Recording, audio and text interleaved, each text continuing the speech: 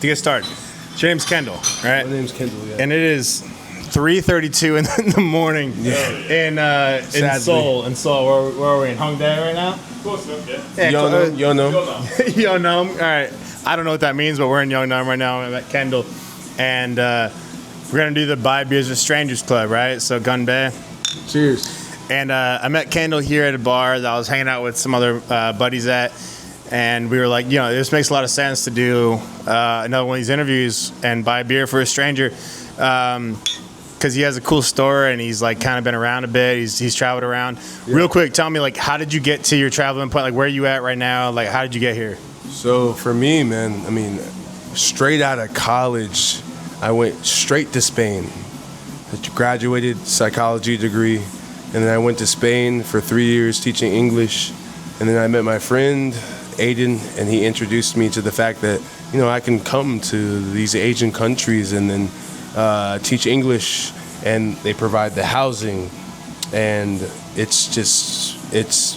I've been sailing since then, and so about 4 years here, and it's been amazing, man. I mean, it's cool. I would recommend it as any recent college grad that you shouldn't do it for so long, but I get to experience. You get to experience so much, bro. I mean, well, you're doing it though. You're living it, right? You're having a good time, and this is where the conversation starts, and this is why it's cool, because like I know, just from like that brief moment of meeting you, I was like, oh, this guy's traveled a bit. This cat's been around the world. So it's like, let's get into the first question, right? We have 5 questions, right? This is the first one. Where's the coolest place you've ever traveled to in the world?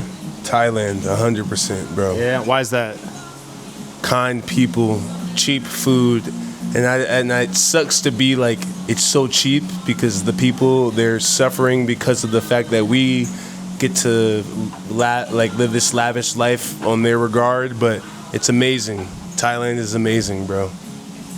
Now, if you had to say, what is the best meal you've had anywhere in the world? And it doesn't have to be from traveling. Even like growing up, if you had like a family member that cooks something you loved, like what is the best meal you had anywhere in the world that you'd love to have again?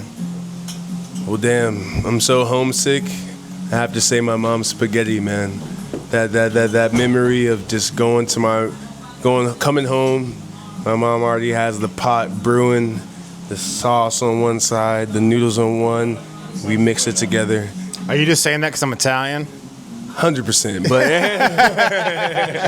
100%. Knees weak, arms are sweaty, vomit out a sweater, mom's spaghetti. Yeah, 100%. That's cool though, but honestly, that it's I love hearing that answer, and usually I don't always like over commentate when people ask a question, but like I do know that feeling of mom's spaghetti, bro. Yeah, because that was my favorite meal growing up. That was literally, if I came home and mom had linguine on there, I'd be upset. But when mom had spaghetti on there, dude, it's different. It was the best. Oh hell yeah, I love that.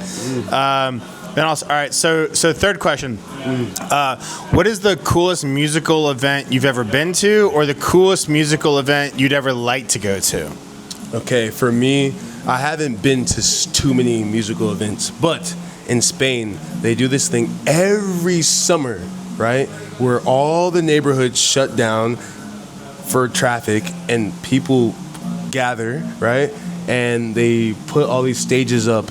And for me, going there when I was about to leave Spain for the last time, in Lavapiés, if you have ever been there, and there's this woman on the stage singing this song, and every single person that is from Spain was just reciting these lyrics. And I remember just recording and asking people, what is this song? And that, for me, was just such a memorable moment in my life. It was beautiful. I wish I could just get that back, because that moment when everyone's singing something, and you can just feel it almost in your bones, bro. When everybody's feeling a sound, I've been to a concert like that before where everybody's feeling the sound. Yeah. And you just know everybody, because everybody's in a good vibe. There's like literally no tension in the room. Yes. Everybody's tension is focused forward. It's focused towards like the sound itself. Literally. And what was that called, by the way? Do you know what that was called? I wish I knew. We'll find it out and we'll post it in the video, because that sounds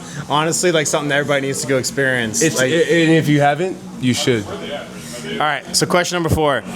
who is the funniest person that you would love to spend time with, alive or dead? Could be a family member, actor, comedian. And what's the thing that you'd like to do with them? Coffee, drinks, dinner, whatever. Wow. That's a heavy question. Could be a friend, could be, anybody. Like, it doesn't matter. Ooh, okay. Cop-out answer, because I can't think of anyone else off the bat. I guess Dave Chappelle. I mean, we grew up, Tony and I, probably with like Dave Chappelle's show. Yep. And that would be nice to spend some time with him, because he would not only make us laugh, but he'd impart some type of knowledge, I would say.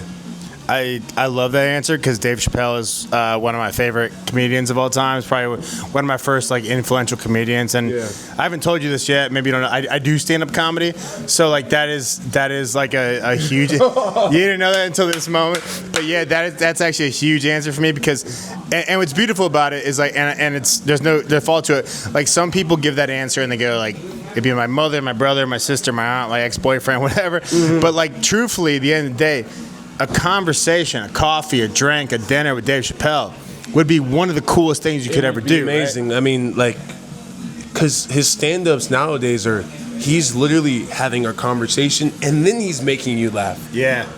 That facet of comedy is so untouched that Dave Chappelle he's in a league of his own.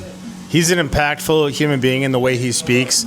And when he speaks, people listen. Yeah. And when you're the type of person that when you speak, people listen, that's very hard to do in today's age. And he's able to sell out a room for people to come listen to him talk and make them laugh and leave them feeling maybe a little bit better or insightful. It's beautiful, right? It's untouched. The fact that one day I haven't heard my boy do the stand-up thing, but Tony's gonna do this shit.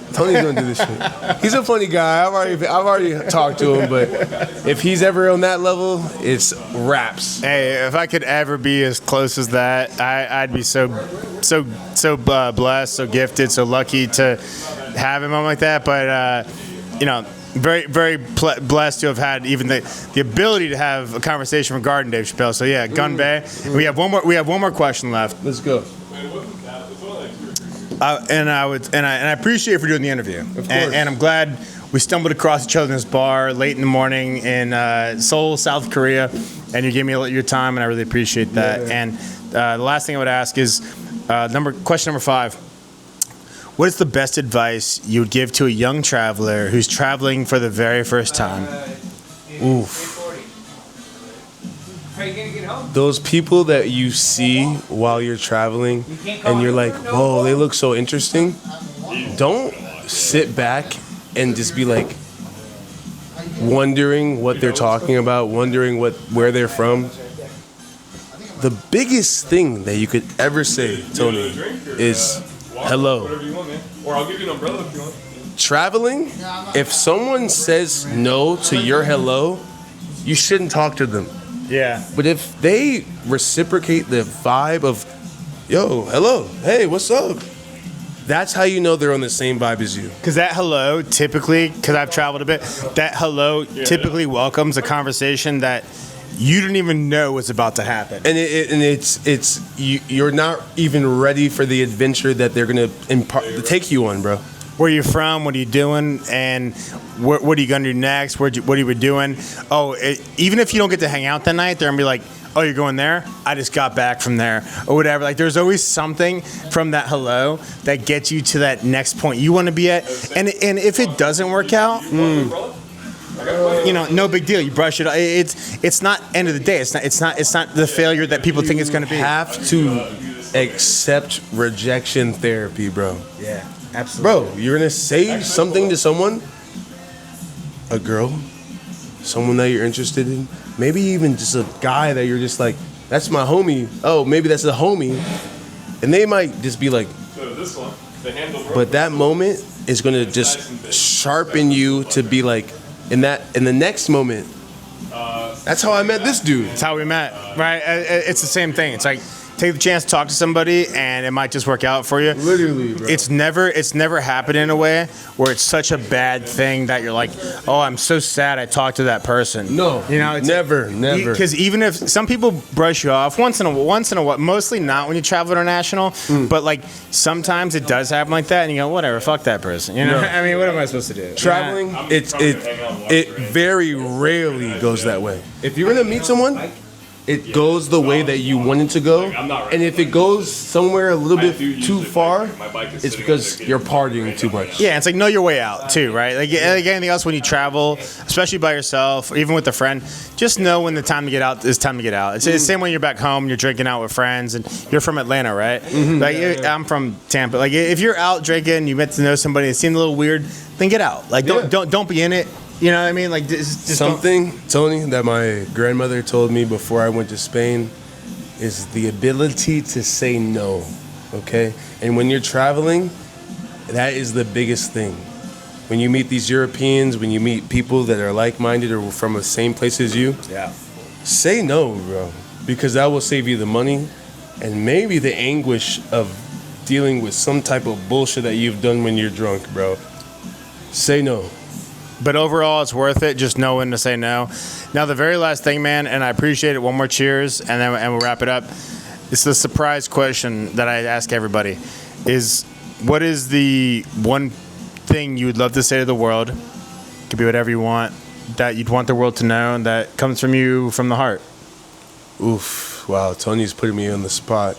I mean, I would say treat everyone with respect. You never know the next person that you meet that will impart some type of knowledge on you.